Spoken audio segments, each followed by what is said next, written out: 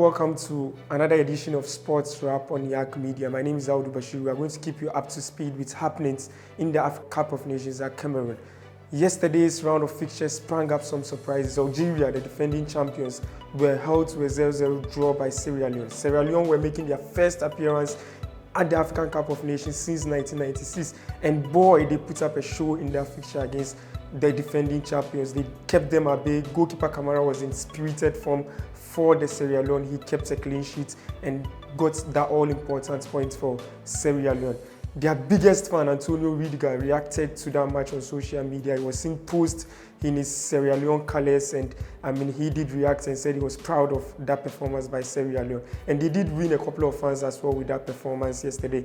In Group D, Guinea-Bissau held Sudan to a 0-0 draw. It was a pulsating 0-0 draw. Guinea-Bissau had an opportunity to score from the sports kick late in the game, but couldn't make it count. They had an opportunity from the rebound after the penalty was parried by the goalkeeper.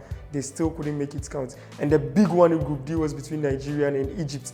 It was the finest show of the tournament so far by any team. The Nigerians were very good. They put on a very good display. They got that goal courtesy Iniacho in the 30th minute of the game and kept the Egyptians at bay throughout the game. Egypt suffered their first defeat in 18 years in the group stage of the African Cup of Nations, and it was a defeat that means they are last in the Group D log. In today's round of fixtures, Tunisia will take on Mali. Tunisia were the Arab Cup finalists. They took on Algeria recently in the Arab Cup at Qatar.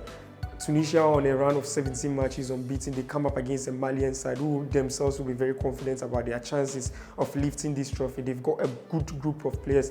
There's one player to keep an eye on. Bissouma has been very good for Brighton and Hove Albion in the English Premier League. So that match is going to be a very big match in that group. And then there is also Mauritania against Gambia. Gambia is making their debut in the African Cup of Nations. They've been disrupted by coronavirus. Their pre-match tournament friendlies didn't go on because of coronavirus pandemic. They will be hoping to kickstart their AFCON campaign with a win.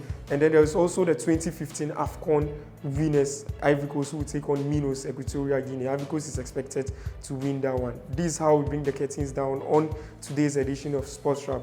Do well to follow us across all our social media platforms on Yak Media. Thank you, and we'll meet again tomorrow.